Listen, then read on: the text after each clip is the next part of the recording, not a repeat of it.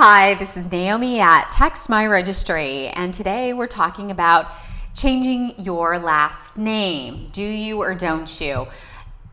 This is now, again, a personal choice. Some people, hyphenate their maiden name with their new last name. Some people just take on the last name of their spouse, as this is the normal traditional way of, the name changing, or the name changing situation, I guess you would call it.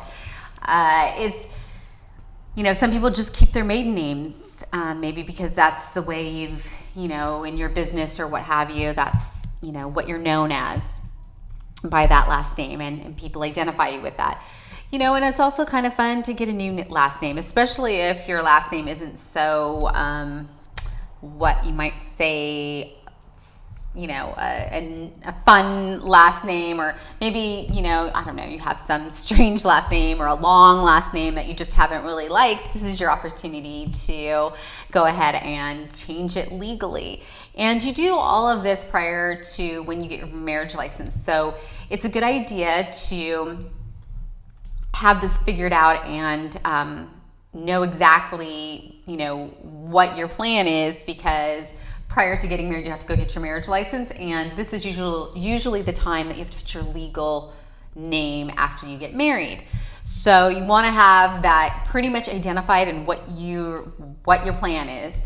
And the traditional way is,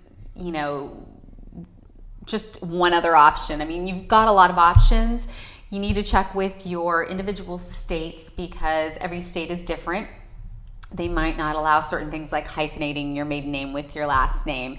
And once you do get married and you do have to, if you changed your last name, there's a little bit of paperwork that goes into it. You'll need to talk to the Social Security office and get your name changed there. And actually, that's what I was doing today. So, and it's been a few months. So, it's a simple process. You go down to your local Social Security office, bring your marriage license, original, and also your ID to prove that it's you. And they do the paperwork, and it's no cost. And then you get your new card in 10 days. So that's what I was doing today. So this is why I, brought this up, is sometimes you don't always do everything right away.